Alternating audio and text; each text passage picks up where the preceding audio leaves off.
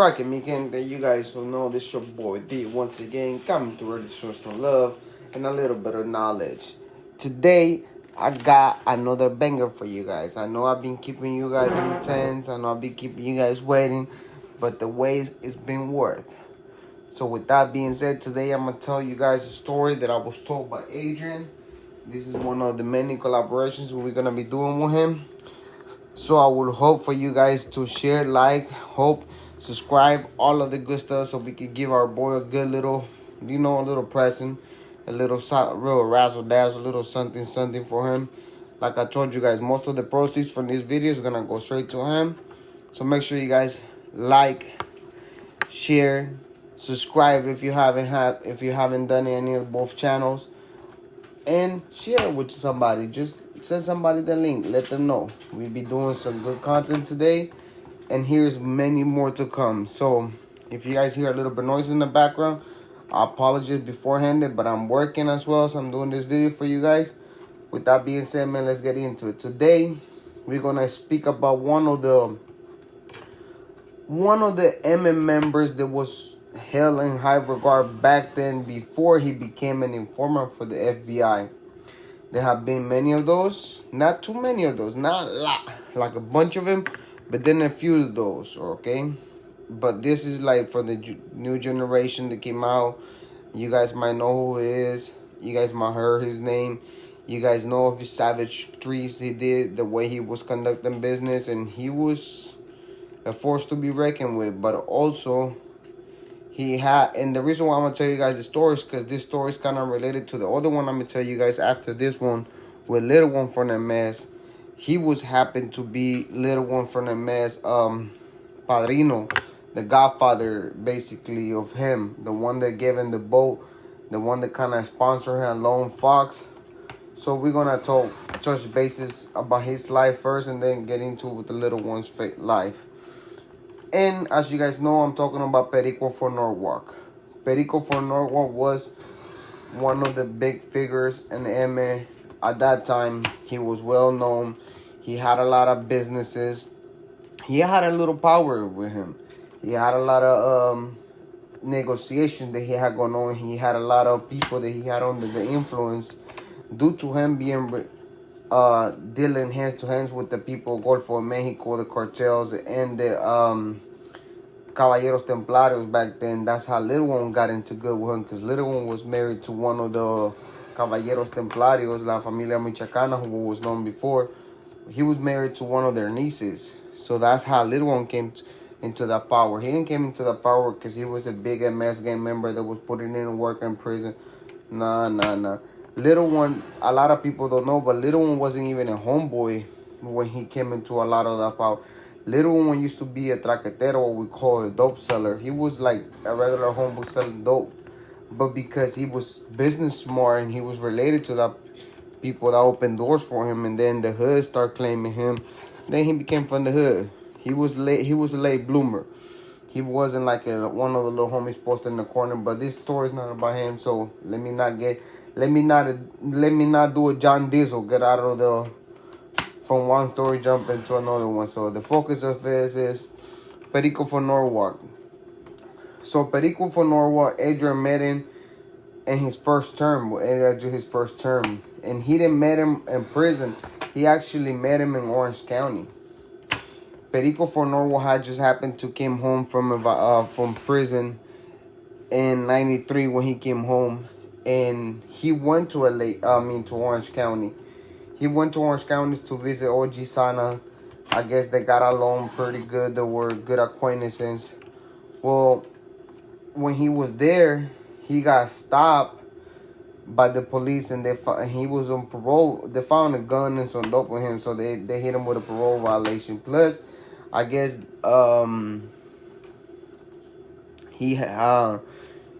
he was in there for a parole violation, but also he had got a case. So in '93 in Orange County, Ralph Rocha, which was known as Perico for Norwalk, he was 20 years old. He was one of the youngest and medals that they had made at that time. And like I said, he had got busted for a parole violation, but they were also trying to pin a robbery on him. I guess he got kind of drunk somewhere around there, what I was told. I don't know that he didn't tell me the whole details on how he got busted because he was already in jail. Adrian was already in jail. But he came in there with a violation. A lot of people didn't know who he was. There was a lot of people that didn't know who he was, didn't know what power he had. But he had heard due to Sana, he was working with Sana at that time, and Sana told her, "Oh, one of my brothers gonna pull up. Make sure you guys take care of him. Make sure you guys get him, give him whatever he got, whatever he needs. He's well taken care of." So the word spread, right? Um. So when he was getting, and here goes was the trip and what the story's about, because Perico for Norwalk got caught on a violation and robbery. They didn't realize that he was on a parole violation. They dismissed the robbery case, and when he was being processed out, they caught that he was on a parole violation. So they sent him back to the county. He got sent to 2526, which is it's a 4-man cell, and that's where Adrian became his cellie. So in that cell there was a white, there was 2 and 1, and then the homies, and there was a white boy in there, and they had an empty bunk, so it was a 4-man bunk. So they had 3 people there plus an empty bunk. As soon as he got there, he wanted, I guess, his presence known. He wanted the people to know who he was, so he pushed up and he wanted the bottom bunk. But he didn't actually, the way he was trying to come, he came there. He didn't want to tell nobody he was a big homie. He wanted to come in there, observe what he would have going on. But he didn't want to expose his hands. But he wanted to kind of like underground shit. But you know how some of those dudes, like, it doesn't matter how much they're trying to keep, like, their power undercover. Sometimes the bulliness just come out of them. Sometimes the bulliness come out. And his bulliness was he wanted the bottom bunk. So, mind you, Adrian's been around a few big homies on his time that he had done prison terms and all that stuff. He's been around a few of the homies. He haven't been around not a lot of LA homies, though. Not a lot of big homies from LA. They got a different... You got to understand, LA big homies and Orange County big homies, they have a different demeanor, just like big homies from Watt, from Compton. They will have different demeanor. Homies from fucking San Pedro area, the homies from East LA to the homies from West LA. They have a lot of different demeanors. For some reason, it's always been like that. Even back in the days when they used to be gaming, East LA dudes were like all cholored out, and a lot of homies had a little swag. So you could tell who was who from like the way they talk, the way they dress, and things like that, right? So he became his cellie, basically. He gave him his bottom bunk, Adrian, because the older dude was kind of older homie, so he didn't want to get, like, he felt like that was fucked up, that the dude wanted to take his bottom bunk, so he offered his bottom bunk. He was young at that time. He wasn't like as he is right now. So he gave up his bottom bunk. He got to know him, and he immediately told them, when he got to know Adrian, he told him to call Sana to let him know that he was there and he was about to take over the county, and they were going to transfer him to Chino. So he exposed his hand to a certain few people. So Adrian and Temper, the homie Temper from F Troop was there. And there was a little misunderstanding. So when Perico from Norwalk got there, he told Adrian, "Hey, look, do me a favor, call Sana," because he told him, "I work for Sana." So he told him, call Sana, let him know I'm here, and if it's okay with him, I would like to take over the county. So once Adrian knew this, he also knew that he had the obligation to call the OG and let him know that his carnal was there, because that's what was required of him. When they want to know if the carnales come in there, usually they contact whoever is in charge of that county to ask them if it's okay, so they don't step on each other's toes, or people, or carnales, doesn't feel like if you're trying to bully me out of my county, you in my county, you follow my rules. So they give each other sort of courtesies. Like if Sana were to highlight in LA County and Perico highlight LA County, then it would have went to Sana, of course, because he was there. So there was a homie from F Troop. And he approached all the new homies that were coming to the pass, saying they basically, hey, look, uh, I'm here on behalf of Alfred from Westside Anaheim, and I have it all here. So he was telling the homies, hey, my name is of so and so. I'm here on behalf of so and so, and I got this tank on behalf of so and so. Now, mind you, Perico was already there, but like I said, he didn't tell everybody who he was. So the homie from Westside Anaheim couldn't have known Perico was there. So with him telling the homies, hey, look, check it out, from now on, everything goes through me, Perico felt like always power trip. He felt disrespected by the homies from F Troop, and he wanted him DP. He basically told everybody, hey, look, from now on, we're gonna do it this way, and I want that for DP for disrespecting me. Tell the homies that he got the fucking mandro, he got the county when I'm here. Who the fuck you think he is? You know how the guys are. They always trip. Bumper from Highland was going to turn the third floor by Perico. So Bumper from Anna Highland so was related to, hey, you're gonna have to turn the third floor. I want it done in green and doing this with Perico. By Perico, and Sana was aware. Bumper was the young kid. He was like his 20s. But he was a good homie. He had a good hand on his shoulders. He was political wise. He was going in for a big bid. So Adrian was kind of schooling him. So Adrian been around, like I said, he'd been around. He had done two terms already. So he's been around these people. He knows how to talk to them. He knows how to get along with them. He knows how to find the good sides and the bad side as well. So he chose these soldiers once Perico told him, hey, I need you to take over this county and assign everybody whatever you think is best to cover whatever county, whatever floors I need. And from now on, you're going to be my appointment. Adrian now didn't really want to do it for the reason that he has seen how bully he was, Perico. From the moment he walked in, he wanted the bottom bunk, he wanted this, he wanted that. And when you deal with people like that, with personality like that, it's best sometimes to stay away. And I will tell you guys why. I will tell you guys my dealings that I had with Popeye from Harpies, and why I kind of stood away from him after a misunderstanding that took place between him and Chico from Hazard. The guy at the homeboys at Mess involved that were working for both of them carnales. So it almost caused the barrio to go to war behind misunderstandings because of them two carnales. So I learned along the way just to, sometimes when you're dealing with personalities like that, they're bullies and they're trying to show their huevos, that they're the bosses. It's better off that you don't really deal with them and you keep your distance and you deal with them only when it needs to be. And most of the homeboys always tell you that deal with them on the basis that only it needs to be, and from there on, don't offer your assistance, don't offer your help. Try to stay away as much as you can for them, and it's not because you're scared, but for the reason that you don't want to go to war with certain homeboys over somebody else's beef, because it will turn the barrio upside out.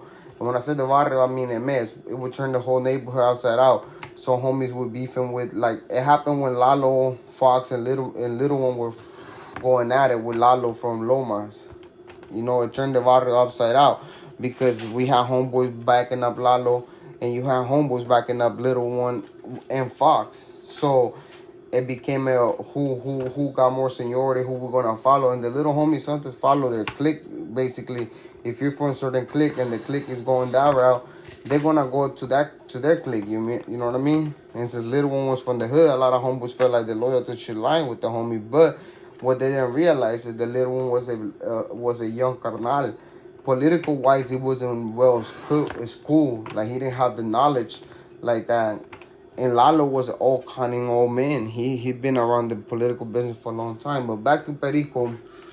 So the first thing that Perico did once he put everybody in charge, and he put Adrian basically on command for him to direct, everything had to go through Adrian.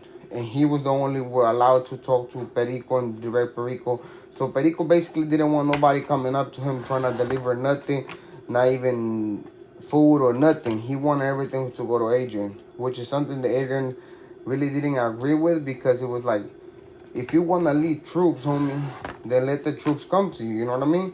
But you know how big homies are. So Adrian was basically navigating all this stuff. The first thing Perico, when he first got there, that he knew he was gonna stay there for long. The first move that he did was he told Adrian, "I want all the blacks green lighting."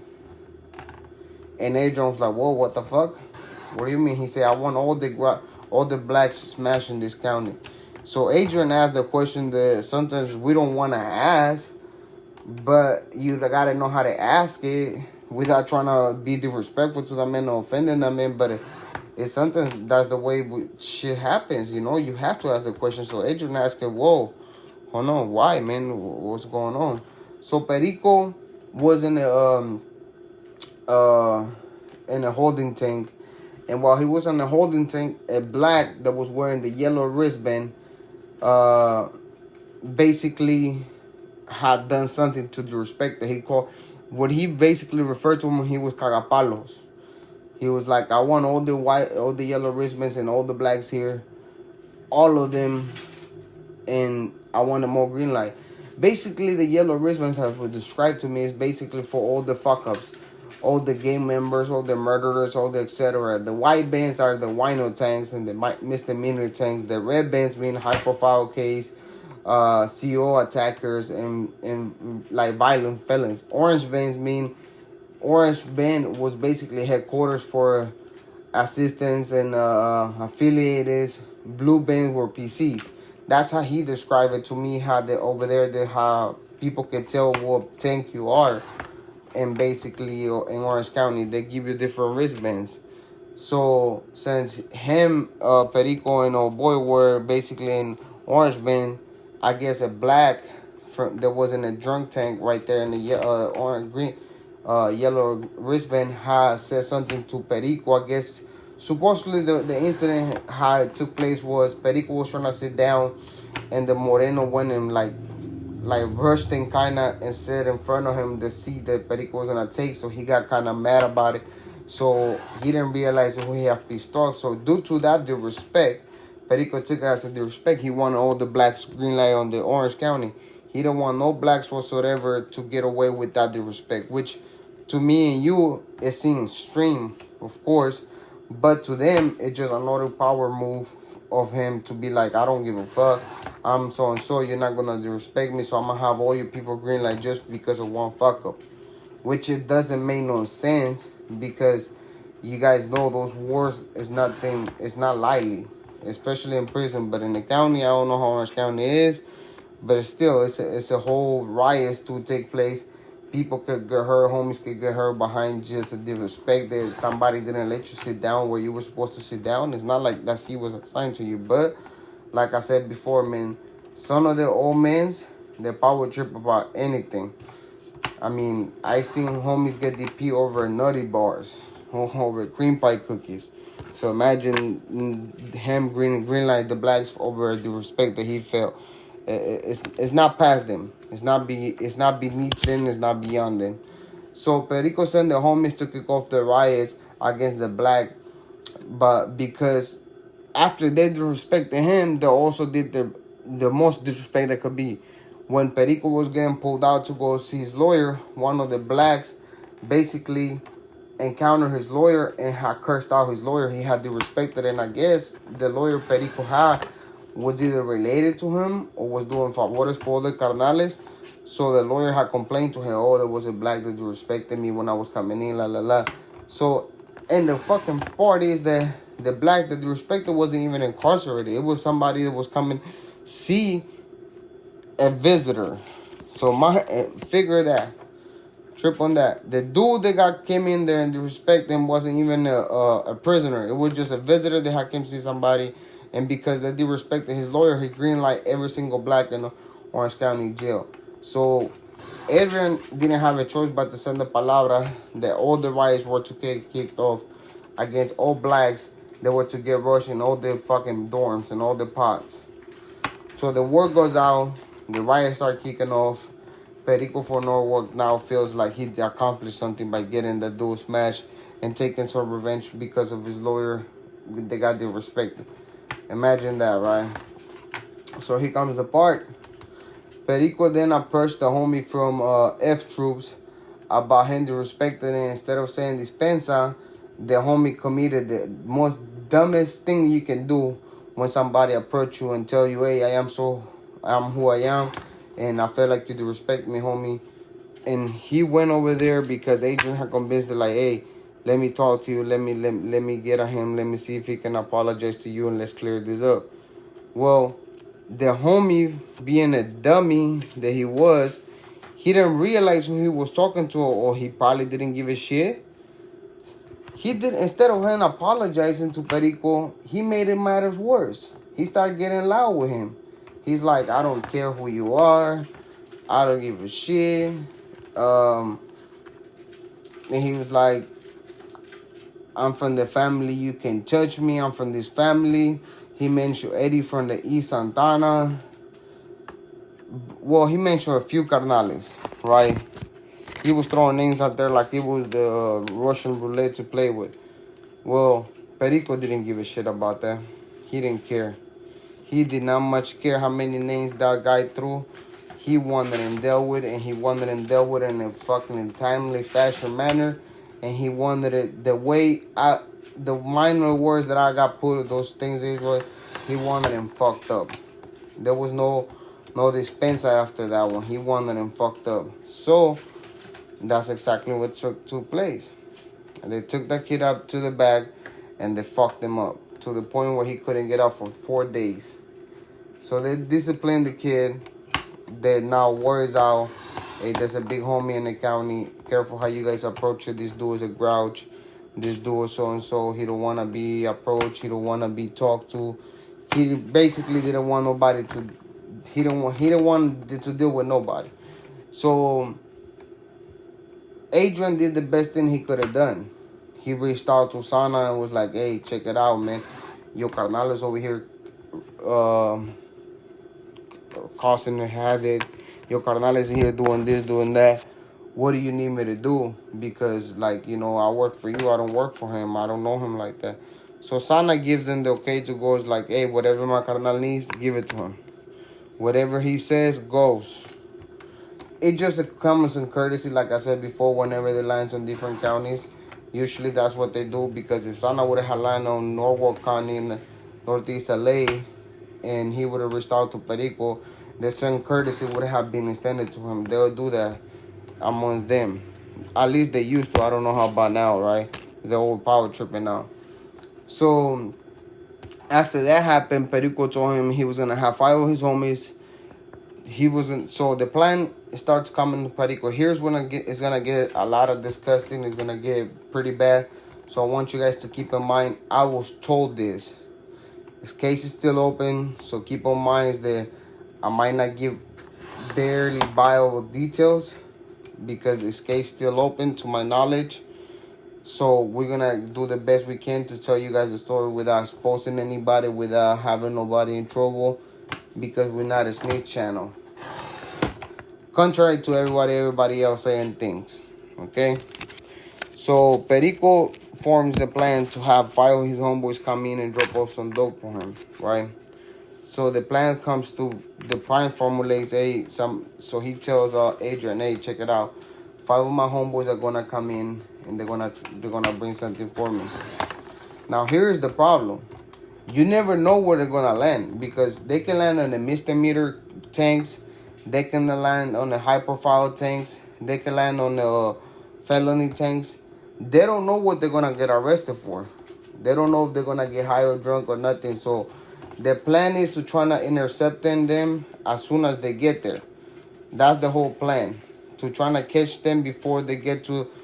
For them, their hoping was they land close to them, so where they can maneuver and decipher and get to whatever they need to get out of them as quick as possible. So he puts the plan in motion. He tells them, hey, they're gonna get here within a week. So por favor, sen palabra de fulano y mengano gets here. Here's the names, here's the barrios. So please have them send that ASAP to me. Right, of course. Dope rules the world. In their world, they want nothing but dope and money. That's all they care for. We have been telling you guys that for the longest, but some people say that it's not true, but that's what it is. So The mission was to make sure that the homies land close to where he was at, even if they land a little bit farther away, to spread out the word, to make sure there was whoever was gonna go to court, they caught the case, they come in, they get the product. So 2 other people made it.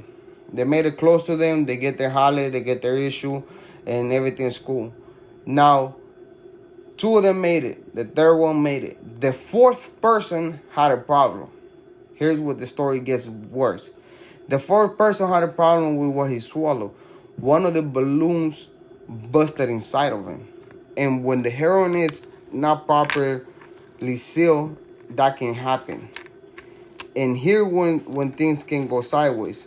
If the heroin is strong, whatever he swallowed was really strong, once it busts all up in the system, that can either cause him to overdose and die if they don't call men down quick, because I seen it.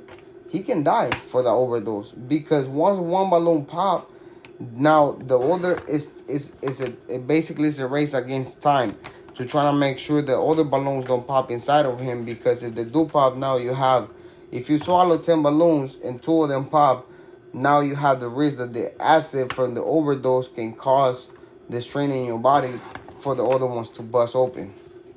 So the 4th person gets in there, overdosed on the fucking heroin, but nobody knew what he had. They saw him pale. The dude was telling him, because he lands kind of close, so he's sending them signal through the tank, telling them, hey, I'm not doing good, I'm not feeling well. They go and get a Perico. Perico said, I don't give a shit what he's feeling, how he's feeling. As long as he gets my issue, I don't care what happens to him. Adrian get that message back from him, and he's like, whoa, what the hell did I just run into? What type of dude is this? So he's trying to diverse a plan where he can save the homie as well, and he can also get this dude issue so nobody can get hurt, because you guys know he landed in a tank across from him where the homie Bumper from Highland Park was at. He didn't want Thumper to get blamed for that incorrection or that dude shit busting inside of him, because he knew the Perico was gonna snap if he didn't get his issue. He was gonna snap, and he was gonna blame whoever had the path, the why they didn't get the issue out of him. So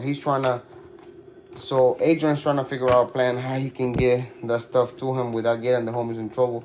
So he's telling Thumper, hey, make sure you guys get a hold of that dude, and make sure you guys trying to give him some coffee, shower, make sure he makes it through, and he can shit it out, or he can try to get it out of him somehow, some way. Just figure it out.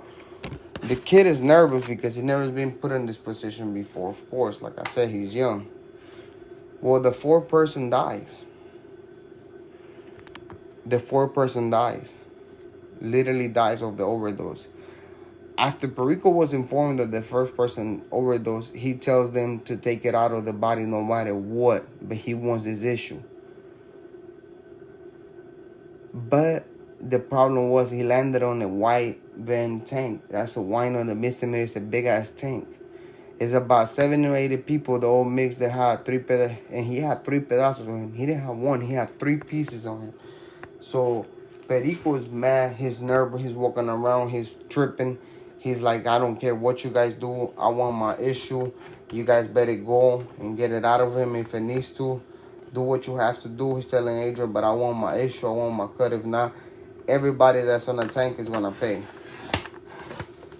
Now, here's the issue. Like I said, it's 3 pedazos missing. He's not worried. He didn't even ask how the dude's doing, how he is. He don't give a shit about none of that.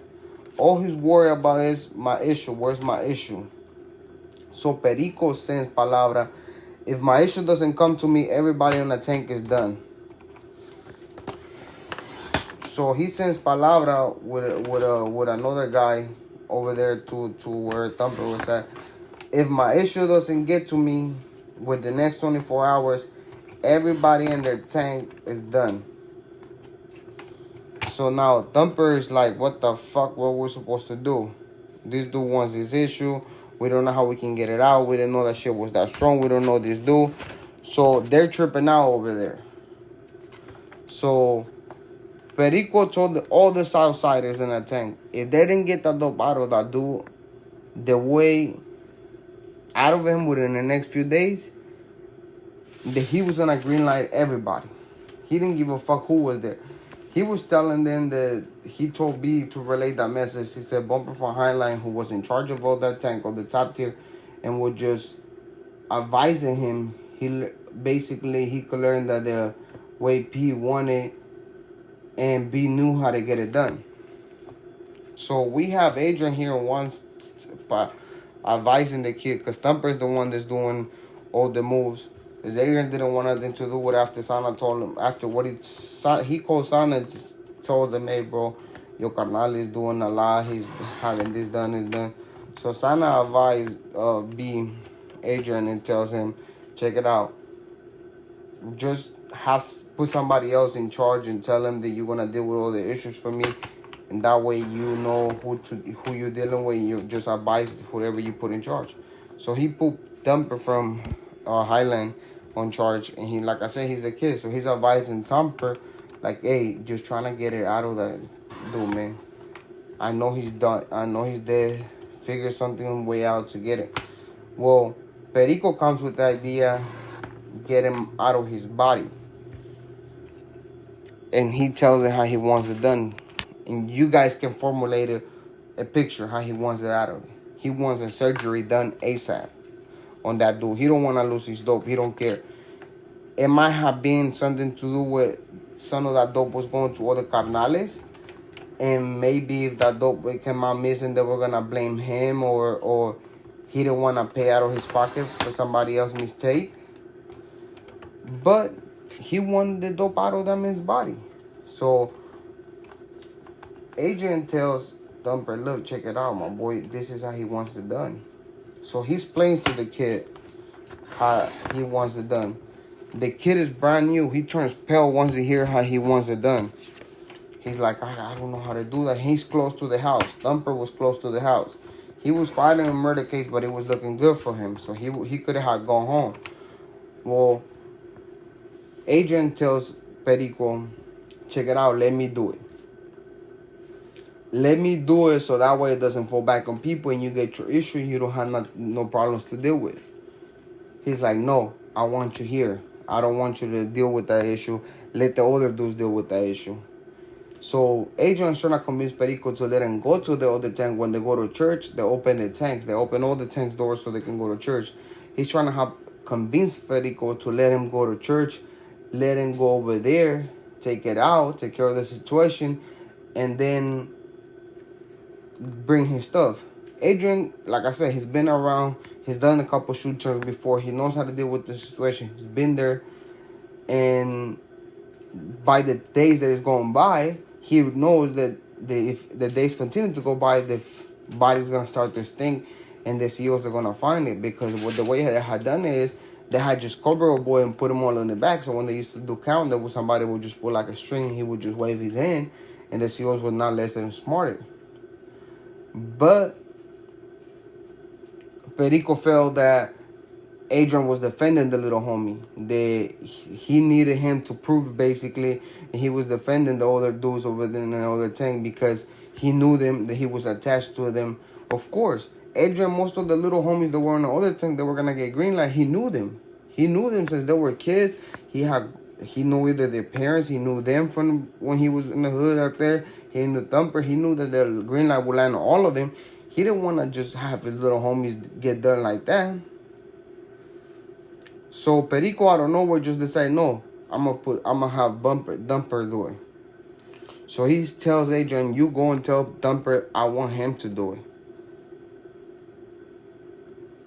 Adrian's like, he's never been around this type of things. He don't know how to do it. He's trying to convince him. He was like, I don't care.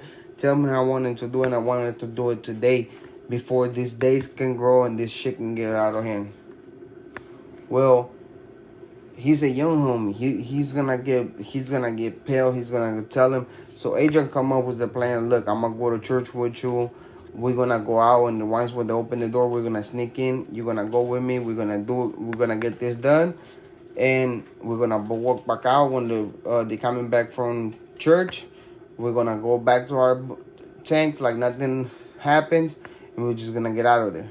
Of course, they had to line up to make sure that everything lined up, that the doors are open at the same time, that they're waiting for somebody at the other side, and that the COs are knowing the wiser that they're going into somebody else's tank, knowing that they don't know it. So they had to catch a CO that was not a regular to trying to sneak into another tank, which they know they're gonna leave because of the wristbands. So that day that stuff got done, it happened to be one of the COs who was new working there. So they called for church. Thumper is ready. He's waiting for Adrian at the exit. So they walk out. They're going to stand in the other room waiting for the other people in the other tank to come out. The other homies come out. Adrian sneak in. And somebody else come out acting like it's him. The Huron is none the wiser. They go into the room and you could tell the smell stinks. They're all up in the back by the shower. So Adrian tells Thumper to get another two other homies to get him, help him, assist them to get the boy to the shower, because exactly what they were about to do was gonna be, ooh boy. So they get that person to the shower. The people on board, Adrian leaves. The other two people that stay there, he teach him how to do it. I don't know their names. I don't know who they were. Well, what transpired was basically they had to operate the dude, literally, to get him out. And the stink that came out of that man's body when they opened him up to get all that stuff, because he got it all up on his gut, they had to open him up, was literally so bad that the people in front that was in the tank was complaining. The whites, all the drunks, the pies, they're complaining, so they had to let it go and spray fucking cologne, whatever they could, soap, smash it with soap, shampoo all around the tank, so the smell couldn't drag the people in there. They do what they have to do. They get the dope out. They didn't get all of it because some of it was already gone because it had got literally overdosed. It got spoiled inside. So they get all the stuff that he got. They walk out. They wait for the instructions. They get out. As soon as the door open the door, they sneak back out and then go stand by the door. They go back into the tanks. Next thing you know, a couple hours later, the alarm goes off. They found the body in the shower. When they were doing count, they know there was somebody was missing. They found the body in the shower, open, guts spill out. They asked who it was. They don't have cameras there, so they put the stuff in lockdown. Of course, the administration knew who was in the county. So guess what happens? They go and snatched up Perico. They snatched up Perico. They snatched up Adrian. They snatched up Thumper. And they snatched up two other people that they had in charge on other tanks, and then take them to the hole. Of course, none of them got charged for anything because they didn't have the evidence, or they didn't have no cameras, or they didn't have nobody pointing fingers at them saying, oh, they walked in here, these people did that. But they snatched them up because now somebody had just overdosed. Even though the autopsies revealed that the person had overdosed, they were trying to figure out why was this person cut open. Why was that person cut open? So they came and interviewed them. They came and asked them questions. They came in trying to get everything out of them. Of course, they don't say nothing. He gets sent to Chino. 2 weeks later, he gets sent to Chino. But the experience of having to deal with a monster like that got engraved on their body. And to tell you a monster like that is short of reward, because what kind of human being, I don't care if you're a big homie or not, what kind of human being will have somebody open up just because you want your dope or your drugs? You don't care about that person. You didn't care about the so-called soldados. You didn't care about the program. You didn't give a shit about nothing. You were so willingly to risk other people catching a life sentence for you just to give you the dope. And that's what it goes to tell you guys, what I've been preaching you.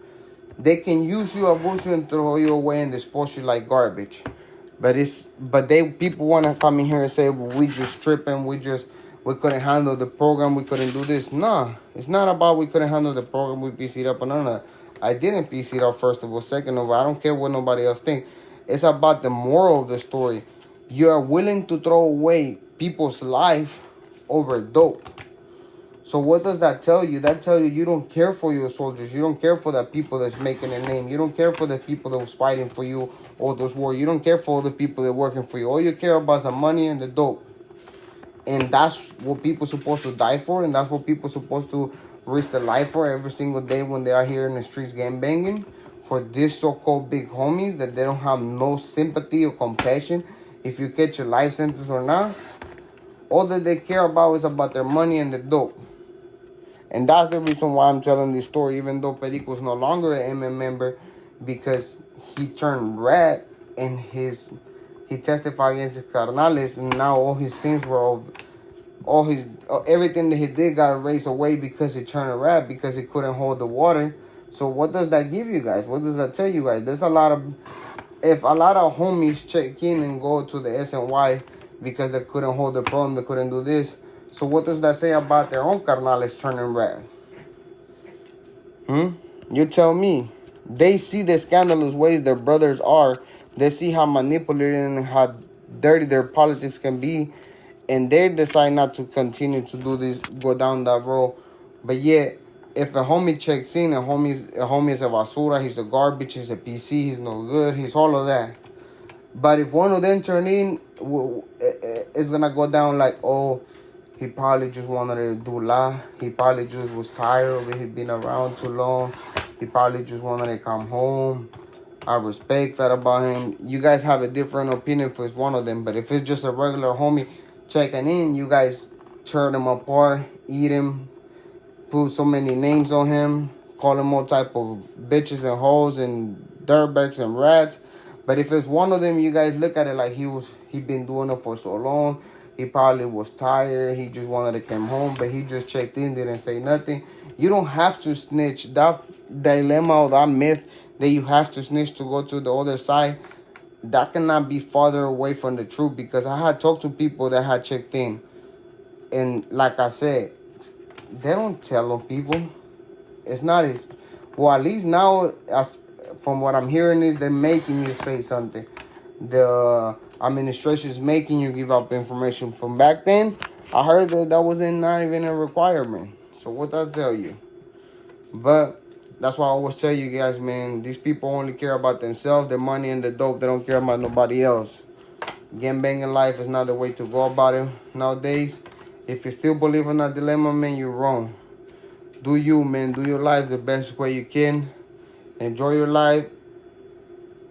Be a blessing to everybody's world, to your family, to your loved ones, because they're the only ones that are going to take care of you and care for you when you're down.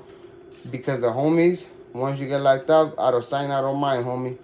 And believe that, because I did 15 years from my own barrio just to get dealt like that, out of sight, out of mind. With their excuse like, oh, we couldn't ride you, bro, because, you know, people were watching, people were listening. Bull crap. They chose not to, homie. So do you, man. Find yourself a job. Find yourself, go to school. Get yourself your own job. Get your own company going. You can make more money than they can without having to be at risk of going to jail. With that said, man, I hope you guys are not too disgusted for this story that I tell you guys. I wanted to just post some of the gruesome stories that I had tell you guys, how racist some of these carnales can be, and how detrimental some of their mindset in it is, and how dirty politics can be, man. With that being said, I hope you guys like the story. I will do another. I hope you like this story. With that being said, thank you for everything. Don't forget to hit the like. Don't forget to subscribe. Don't forget to share the story. Let's keep this channel going, man. With that being said, like I always tell you guys, be kind to one another. Tell your loved ones you love them, because tomorrow is never promised. Let's get it, mi gente.